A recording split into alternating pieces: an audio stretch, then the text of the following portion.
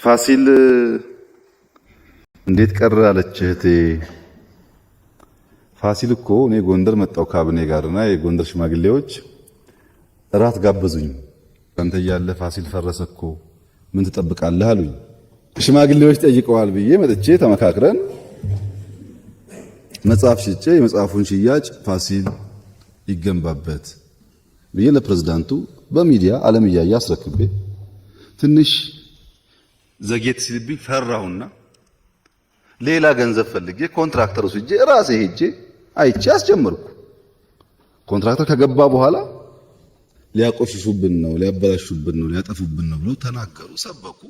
አይሰራም ብለው አስቆሙት። ይሄው ወርቁ እኮ አለ። እኔ መቼም በግድ መጥቼ ፋሲል አስገድጄ አልሰራም። ጠየቃችሁኝ፣ ለስራ ብዬ መጣሁ። አይቻልም አላችሁኝ፣ እሺ ብዬ ቁጭ አልኩ። የሚኒልክን ቤተ መንግስት ካደስን፣ የኃይለሥላሴን ካደስን የፋሲል የማይታደስበት ምንም ምክንያት የለም። የአባቱን እኮ ሰራንለት። ጎርጎራ እኮ ፋሲል ነው። ምክንያት የለም የማይሰራበት እንጂ እኛም ቢልና አይደለም። ገንዘብ እኮ የግል ነው። መጽሐፍ እኮ የግል ገንዘብ ነው። ግን ይገባዋል ፋሲል፣ ጎንደርም ይገባዋል። እና በእኛም ቦታ ሆናችሁ ብታዩ ጥሩ ነው። ፒኮክ አይታችኋል እዚህ በረንዳ ላይ እና ፒኮኩ የተሰራው አንዳንዱ ሃይማኖት ጋር ያያይዘዋል፣ አንዳንዱ ብቻ አላቅም ያያይዙታል። የሚኒሊክ ዋናው ቢሮ ውስጥ ይኸው እዚሁ ግቢ ሁለት ፒኮክ ያኔ በጣውላ በቅስ ሰርተው አሉ። እዛ እሱን አመተን እዚህ ያስቀመጥ ነው። ከሚኒሊክ መኝታ ቤት ፊት ለፊት ያለው የአባመላ የሀብቴ አባመላ መኝታ ፊት ለፊት ያለው እሳቸው ቤት ዙሪያው በሙሉ ፒኮክ ነው ስዕሉ። ሂዱና ይዩት። ይሄ እኔ ግቢ አይደለም፣ እኔ አልሰራሁትም።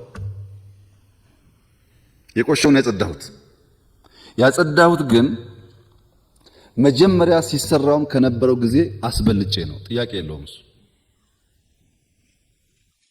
ከታደሰ በኋላ ታሪክ እንማርበታለን። በቱሪዝም በጣም ሀብት ነው፣ ሳይበላሽ ይቀጥላል። ያን በማቆሸሽና በማዋረድ ክብር አይገኝም።